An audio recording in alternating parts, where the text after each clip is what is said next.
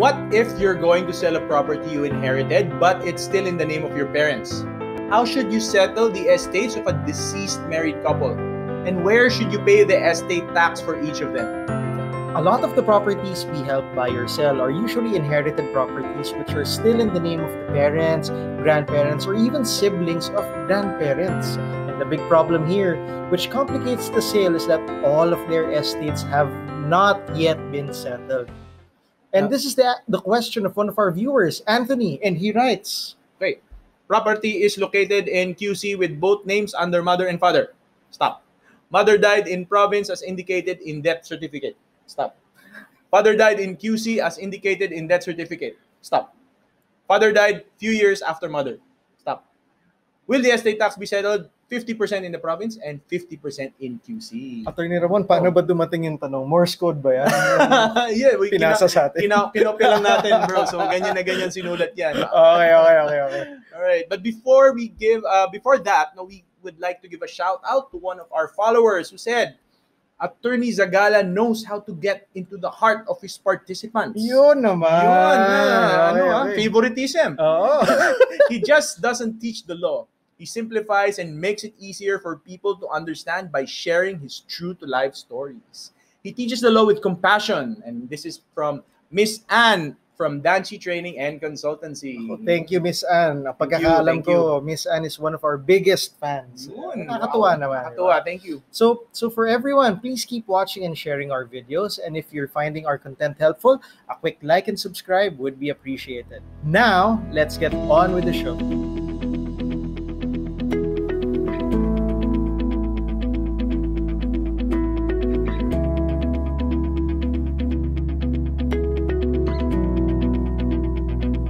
If you're having issues transferring your land or have issues transferring the properties of a loved one who passed away, we have something that can help.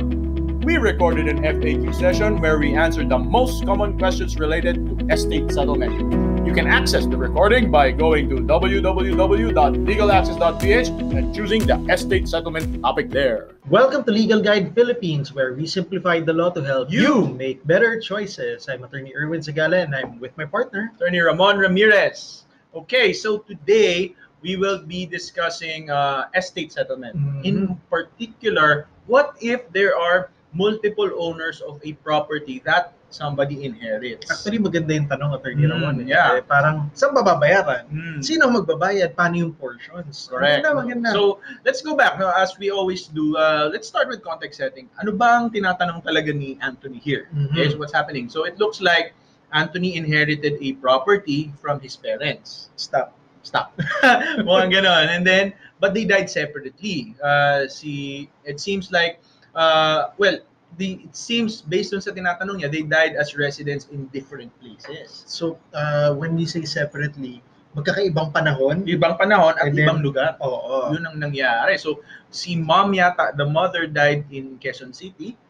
And then, after a few years, namatay na si father. Pero nasa province. Yes. So, what happened here was, nung una magkasama sila sa Quezon City, nung namatay si mother, lumipat siguro na-depress or he wants to be with siguro one of his children, pwede, bumalik siya sa province and doon siya namatay eventually. So that's what happened. So now Anthony wants to know where will he pay the estate tax? Ready na siya to pay. Pero saan 50-50 pa?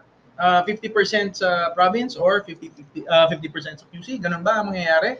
Okay, now this is a very typical situation. Usually, pag may namatay sa isa sa mga spouses, the surviving spouse doesn't really say, okay, namatay na yung spouse ko, I want to settle the property para ma-transfer siya sa akin at sa aking mga anak, para maayos na yung titulo. That really doesn't happen. Bihira. It does, pero bihira. Yeah, kasi usually, what happens na lang is, nasa-settle na lang yung title when both parents have passed away. Diba? Kasi siguro, emotionally, just dealing with the property left behind by your spouse, it could be a difficult thing. No? Legally, tama ba? Hindi. Pero practically, yun ba nangyayari? Oo. Yeah. So there's a lot of considerations there. But bottom line, nangyayari siya. Okay? But in an ideal scenario, what should have happened?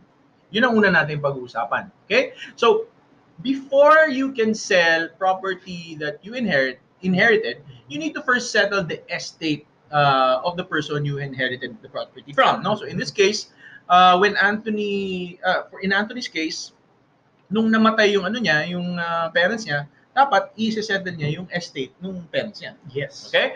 The first one. Yes. Okay. Okay. So what is the procedure for settling the estate? Actually, we discussed this in great detail in our estate settlement guide. Which where can they access that, Attorney Erwin? You can just go to our website at www.legalguide.ph, and then they can click the link there for books. Actually, mas madali, just go to www.legalguide. info.legalguide.ph/ask. Kasi you're asking for free stuff. That's where we give the free stuff. All right, so you can check that out there. No, but let's talk about the process, the procedure in general here. Okay, now, yan. So the first thing actually when somebody dies, no, ang dapat na nangyayari dyan is we determine yung extent ng estate nung namatay. Gaano kalawak Or gaano kaliit, or basta alam natin kung ano yung laman niyan, di ba? So in this example, parang it's one property. So yun ang extent ng estate, no? Second step that we do is we need to determine who are the heirs. Okay, sino ba yung heirs? Hindi heirs, ha? It's heirs. So sino ba yung mga heirs, Attorney Erwin? Heirs. Ang heirs ang mga tagapagmana. Yes, so tagapagmana. Now, just a recap, we've talked about this a lot, no? There are heirs na mahahanap natin sa will. And then meron din tayong mga heirs na mahahanap natin by default. And then more importantly, meron tayong mga heirs na palagi silang kasama. Di ba? Those are the people that we call the compulsory heirs. Now, usually, sino ba ang compulsory heirs? Anak. Definitely, mga anak. Yun ang very important compulsory heirs. Surviving spouse o asawa. Yes. Yan. And kung walang mga anak, even the parents or ascendants, pwede silang maging compulsory heirs. Alam mo ba, Attorney Ramon, dito sa Pilipinas, it's a magical place when it comes to succession. Bakit magical place? Pag may namamatay na Pilipino, dumadami bigla ang kamag-anak. Lahat sila may karapatan. But legally, that's not the case. But that's why it's very important to be updated and to get to read resources and watch videos like this para ma-determine niyo. In fact, we have a different name for compulsory heirs. Yes, they are the VIPs of succession. VIP kasi special to yung status nila when it comes to the civil code. Yeah. Tama. Thank you, Attorney Erwin. No? So, that is step 2. Step 1 again is determine the extent of the estate. Gaano kalawak, anong laman, may kotse ba, may mga lupa, shares of stock. Step 2, determine natin kung sino yung heirs. So, sino yung mga tamang tagapagmana. Yan. With the stress on tamang tagapagmana. Yes. Kasi hindi lahat ng kamag-anak. Hindi lahat ng sumulpot na kamag-anak are entitled. Yes. Okay. Now, the third step is, of course, we need to pay the government. We need to pay the estate tax. Dati it was called inheritance tax. Now it's called the estate tax. No? Magkakaiba yung rate niyan depending on when namatay yung ating decedent. Ang tawag natin sa namatay is decedent. Yan. Okay, so we pay the estate tax. It's not as simple as sige, here's the money, no? This needs to be calculated. Yes, Attorney.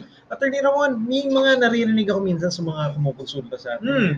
Kawawa naman tayo, namatayan ka na, kinuhaan ka pa ng tax. Tama ba yun? Kumbaga parang death tax. No, it's not a death tax. No? You're not being taxed because may namatay. No? The estate tax is a tax on the privilege of somebody transferring their property via succession. Okay. So yung act ng pag-transfer yung tinatax. Hindi the fact na may namatay. Yes. Okay, mabuti malinaw. Yun ang estate tax, no? Because we're transferring it to somebody else. Yan. Via succession, which means yung law na how somebody succeeds somebody pag na may namatay. Alright, so that's the third step. Pay the tax. No? We will discuss later how in general how we compute the tax, but just know that that's the third step. Next step is balik na naman tayo sa BIR. Kukuha tayo ng certification. Okay, it's papel. Okay. It's a certificate authorizing registration. Otherwise known as the car. Or right now it's called the e-car. Yeah. Okay. Ano na siya? Electronic. Yeah, so and that's for security purposes, no. So what is this car, no? It is something that's issued by our Bureau of Internal Revenue, wherein sasabihin niya, okay, as far as we are concerned, everything, all taxes with respect to this estate have been paid. Yan. So pwede nyo nang, kung sino man na magta-transfer nitong titulo na to, safe na kayo, pwede nang i-transfer to dun sa bagong may-ari. Kumbaga sa restaurant, nag-bill out ka na, No, bayad na, pwede na lumabas. Pwede na lumabas. Hindi na palalabasin na siya ng gwardiya. Yan. Okay, that's very important. That's a very important step, no? And of course, the last step is we now go to another government agency. Kung lupa ang pinag-usapan, no? We now go to the last government agency. We call it the Register of Deeds. RD. Yan, no? And sa RD, sabi natin, nakuha na po namin yung car galing sa bureau, no, sa BIR, and ito para additional documents, please paki-transfer na sa amin. So that is, in very generally, that is the estate settlement process. All of that is in this book. Yes. Para lang madaling masundan. Right. Get it while it's free. It's still free. All right. Now, so kanina napag-usapan natin pay the tax. How do we actually pay the tax? How do we determine how we pay the tax? Well, remember ano yung unang step kanina sa ano? Determine the extent of the estate. Yes. So, in terms of computing the tax, that's also what we do. We determine the gross estate. Ano ba yung value ng buong estate? Yan. Okay, now, it's very, so kung wari, lupa ang pinag-usapan natin, ano ba yung value ng lupa na ito? Diba? Parang malaman natin, ano ba, magkano ang estate ng taong to? Okay? Now, guys, please note, no, the value of the gross estate will be based on the value kung kailan sila namatay. Okay, so kung wari, namatay yung mom ni Anthony in 2001. Okay, and i-value natin yung lupa at the time kung kailan namatay si mommy. Why is this important, Attorney Ramon? Because that is what is said in the law. And from practicality, kasi kunwari namatay 10 years ago, kung babayaran mo ngayon, iba na ang value ng lupa. Yeah, true. So, tataas yung tax kung sakaling iba-value mo ngayon. In fact, in our example, no, if namatay si mom ni Anthony in 2001, and then namatay yung dad niya in 2020. Okay. Di ba? Posibleng magkaiba yung taxes na babayaran na. Hindi na pwede yung 50-50. Di ba? So anyway, so that's the first thing we do, no? Step 1 in computing the taxes to determine the value of the gross estate. Yan. Next, step 2, meron naman tayong ibabawas dun sa gross estate. Okay. Yeah. So under the law, under our tax code, meron tayong allowable deductions. Ibig sabihin ng deduction, pwedeng ibawas. Pwedeng ibawas. Okay. So iba-iba yan. Meron tayong mga standard deduction, yung mga claims against the estate. And again, this is not the episode for that. You can check it out in our materials, no? Or you can check it on Google. But there are a lot of deductions na pwedeng ibawas. Okay? That's good news. Para kahit paano hindi ganun kalaki dapat mabayaran. Yes. Oo. Like kumari, ano bang usual na naibabawas dyan? Well, meron tayong tinatawag na standard deduction. So, wala ka pang ginagawa. Pwede mo nang bawasan. And it's the same for everyone. Same for everyone. Kaya standard. Okay. Oo. Dati 1 million, ngayon nasa 5 million na yan. No? So, the deductions, we just need to note that there are a lot of them, but it will depend on kung kailan namatay yung ating decedent or yung namatay na tao, no? Ay, alam ko kung bakit, Attorney Ramon. Kasi depende kung kailan namatay, iba-ibang laws pa yung applicable at the time. Correct. So, before 8424 as amended, diba? Ngayon meron tayong train law, so iba na yung application. So I think it's something that maganda i-konsulta sa abogado or sa kung sino pa po yung nag-aayos ng estate. Correct. Okay. So yun yung next natin, no? So meron tayong gross estate, ibawas natin yung deductions, and then you get yung yung difference mo, which is the net taxable income. Now, this net taxable income, dito na natin i-apply yung applicable tax rate. Okay? So right now, the tax rate for the estate tax is 6%. No? 6%, but this applies only to those who died January 1, 2018 and onwards. Before that, it's the old law that applied, and under the old law, meron tayong tinatawag na graduated scale, where the highest rate that you can get is 20%. Okay, 20%. So medyo ano yun, it's a pretty substantial change in the tax rate. Okay, so please be very mindful of that. No? And of course, we're not gonna expect that you can DIY this. It's very important that you consult somebody when it's time for you to compute the estate tax. And please consult somebody who has a lot of experience in computing the estate tax, with professionals, no, whether it's lawyers or some accountants. They also help in doing this. So depends, no? But just make sure that they have a lot of experience. Yun lang naman ang ano namin dyan, no? So now let's go back to knowing this, no? Knowing these two things, how taxes computed, and knowing the general process. In Anthony's case, what should have happened? So in an ideal world, when Anthony's mom died first, they should have settled yung estate niya muna. Okay? And then when the father died a few years later, they should have also settled his estate. So when they settled yung estate ni mom nung una, and then they got a new title, the new title should have been the dad and the children. No? Nalipat na. Okay. Oo. And then nung namatay si dad, si father, after settling the estate ni father, dapat ang malilipat yun sa pangalan niya ng mga heirs niya, yung mga children. Yan. Now, assuming lang na yung children lang yung heirs. Okay? Now, just to clarify, kasi sabi ni Anthony, ano ba, 50-50 ba tayo? 50 QC probinsya. So that seems to imply that estate taxes are, it seems that ang understanding ni Anthony is that estate taxes might be computed on a per property basis. No, hindi. So estate taxes are not computed on a per property basis. They're computed on the gross estate of each parent. Ibig sabihin, ng gross, pinagsama-sama. Hindi QC, probinsya, blah, blah, yes, blah. Pinagsama-sama. Okay. Yes. Okay? So, so hindi siya divided by 2 lang. No? So we have to determine what did si mom muna, what did she own when she died? Okay. So when mom died, her gross estate was, and this is a general rule lang. So when mom died, we'll assume that her gross estate was 50% of the property. Okay, it could be different. There could be times that it's not 50%, and you need to get the help of a lawyer to actually determine. No? But for purposes of our discussion, yun. No? Kalahati ang pagmamay-ari ni ma'am, hindi yung buong property. Kasi conjugal yun. That's good news.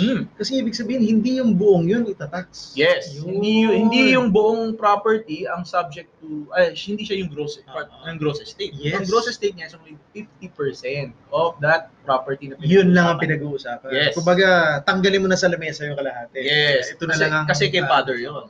Makes sense. Okay? So yun ang so that 50% ng yung value ng 50% ng lupa na yun, minus mo yung allowable deductions, you get your net taxable estate, and then you can apply the applicable rate at the time. Yun. Now, what about si dad? Si dad naman, ano yung gross estate niya? It was 50%. Yung 50% naman niya, di ba? Nung namatay siya, plus, di ba namatay si ma'am nung una, meron siyang minana from kay ma'am. Okay. So, if this was intestate, or yung default rules natin ng succession, kung ano yung share nung kids niya, yun din ang possible na share niya. So kung wari, dalawa yung kids niya, nila, so divide 3 sila. Okay, divide 3. So madali i-compute. Oh. So yung 50% niya, ang estate ni dad when he died, 50% niya plus yung 1/3 share niya doon sa minana niya sa sa asawa niya. Okay, when she died. All right, which will be computed kailan, attorney? At the time of death. At the time of death ni father, no? So kung wari naging times 3 na yung value ng property, that's how we will compute it. Sorry. That is the law. All right? So next, we will talk about naman where we will settle yung estate, kasi tinanong ni Anthony yun. And we'll be back after this short break. Tala ba tayo to your nearest BIR? Ganun ba? Bill out. No. So, and we're back. Okay, so now let's talk about where we will pay yung estate tax of a deceased person. Punta ba tayo to your nearest BIR? Ganun ba? Bill out. Bill out. No. So, definitely we need to pay to the BIR, no? To the Bureau of Internal Revenue. But ang tanong, should it be settled where, doon ba dapat sa kung saan yung BIR, kung saan malapit doon sa property? Or doon ba sa kung saan magbabayad yung o saan malapit yung yung magbabayad yung anak, 'di ba si Anthony? Kung saan convenient. Kung saan convenient. Or doon ba kung saan nakatira yung yung deceased, no? Yung parents niya at the time. Yun yung actually tanong ni ni Anthony. So ano ba ang general rule? So the general rule is this should be filed with the BIR or the Revenue District Office where the decedent was domiciled at the time of death. Domicile. Domicile. Ang bigat ah. Oo, Ano ibig sabihin yan? Ibig sabihin yun that's where they intend to stay, in not so complicated terms. So, that's where they intend their home base to be. Okay? Saan nakatira? Saan yung pwedeng residence kasi yun eh. So Okay. domicile is saan sila babalik at babalik. No? Pwede kasing dito lang sila nakatira temporarily, hindi nila domicile yan. So yun ang distinction doon. Yes, Okay. domicile is saan sila babalik na balik. Saan ang home base nila. Okay? So where so general rule, we will file with the BIR or an authorized agent bank of the BIR, meaning si RDO kasi si BIR meron siyang mga dinedeputize na mga banks para tumanggap ng collection ng taxes on their behalf. Okay? So doon tayo magbabayad where the deceased was domiciled. Yan. So, ano bang nakalagay sa implementing rules natin ng ng estate, no? So, definitely like we said, no, if the decedent is a resident of the Philippines, no, and citizen siya, you get a TIN and you need to get a new TIN for the deceased, no, from the RDO again where the decedent was domiciled. Okay? And then you pay the estate tax also in the RDO having jurisdiction on the place where that person was domiciled. Now, kunwari, we live in Quezon City, there will several districts. There will be several districts of the BIR for Quezon City. Iba-iba rin yan for Makati. No? So alamin nyo kung alin yung RDO in charge of kung saan nakadomicile yung ating decedent, and doon tayo magbabayad. Right? Now, what about attorney if non-resident? Wala, hindi nakatira dito. So, regardless of kung citizen siya or alien siya, basta non-resident siya, it would depend ngayon. No? Kung meron siyang executor or administrator, ibig sabihin ng executor or administrator in very general terms, ito yung tagapag in charge, no? In charge dun sa pagsettle ng estate nung decedent natin. Yun ang pag-utusan. Yes, or napagkatiwalaan. Okay? Now, first is where the RDO, where the executor or the administrator is registered. Okay? So, and if wala namang registration yung or hindi registered yung executor or administrator, it should be where the legal residence of the executor or administrator will be. Na kung wala namang executor or administrator yung ating non-resident, we can file it with the Commissioner of Internal Revenue through a special RDO called RDO 39 South Quezon City. Siya yung napili. Siya ang napili na na doon natin i-file pag non-resident, no, and walang administrator. Okay, it's a very they're very used to that.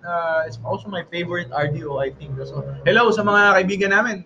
Shout out from Attorney Ramirez. Yes, RDO 39. Thank you for all your help and your professionalism. Your favorite tax lawyer. All right. So, yun. So, guys, but that notwithstanding, the commissioner is still empowered to exercise his power to allow a different venue or place of filing the return. So makikita niyo yan pag tax season, minsan nag-a-allow na siya na pwede kayo dito magbayad or whatever. And it also applies to estate taxes. All right? So in Anthony's case naman, his parents died in different jurisdictions, purportedly. So Anthony, to answer Anthony's questions, Anthony should have first settled the estate of his mother in Quezon City, where she was domiciled at the time of her death. Okay, since she was the one who died first. After that, he should have separately settled the estate of his father in the province where his father died. Okay, now note, again, we want to note na residence and domicile, like we mentioned earlier, are similar but different concepts. No? It doesn't mean that having lived in a province for a while, doon ka na domicile. No?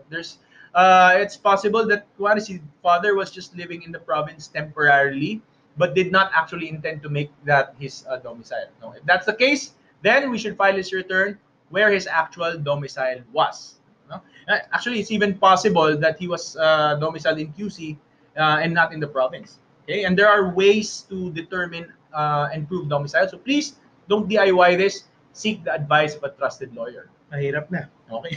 Wrong filing yan. Correct. Okay, so we've talked about a lot. Next, let's put it all together so we can answer Anthony's question. And we'll be back after this short break. Okay. Oh, how will we file his parents' estate tax? ayun. So, and we're back. Now let's recap. Ano yung mga napag-usapan natin? Ako, Attorney Ramon, may tanong ako. Oh, how will we file his parents' estate tax? Ayun. So ideally, like we said earlier, ideally their estate should have been settled within a month, within 6 months or a year, depending kung kailan namatay, no? After each of them died. So dapat sinettle natin as soon as they died. Attorney Ramon, ito na nga. Hindi nga na-settle eh. So, since it didn't happen, will it be a joint filing now? Yeah. So, yan. So, that's a good question, Attorney Erwin. And their estates can be processed, the settlement of their estates can be processed at the same time for expediency purposes naman. No? And they will technically be filed separately. So, technically, magkaiba yan, but they can be filed and processed at the same time. Okay. Attorney Ramon, another question. How will their taxes be computed? 50-50? Kasi dalawa sila? Again, like we said, no, the estate tax is not computed per property. It's computed based on the gross estate less deductions of each of the decedents. So when mom died, her gross estate was 50%. Then when dad died, his gross estate was 50% plus what he inherited from his wife. And dun tayo magko-compute ng ating estate tax. Okay. So, Attorney Ramon, final question. Where will their returns be filed? Okay. So, generally, their returns will be filed where they were domiciled at the time of their death. Okay. Now, if in case, posibleng hindi naman talaga taga-probinsya si father, and it can be shown na si father was actually domiciled in QC, maybe we can file both in QC. So, again, Anthony, please consult your professional and make that decision. For most of you, this lesson was more than enough, and if it makes your life easier, then you're welcome. But there are some of you who will watch this episode and end up asking even more questions, such as, Attorney, how do we determine how to put what to put in the estate, or how do we determine who are the heirs? Or, Attorney, what's the complete process of transferring the properties? Dumami pa yung tanong bigla. If that's you, then we invite you to check out the Estate Settlement Guide Workshop.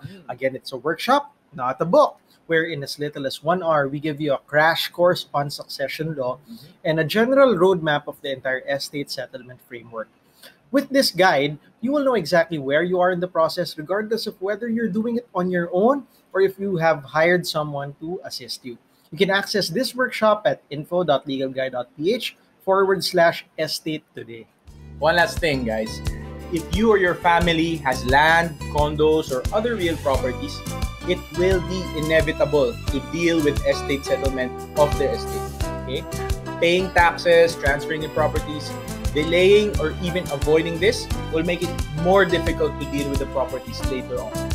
Let's start asking the right people the right questions on how to get the estate settlement process started. So wasn't that simple? Now go make better choices.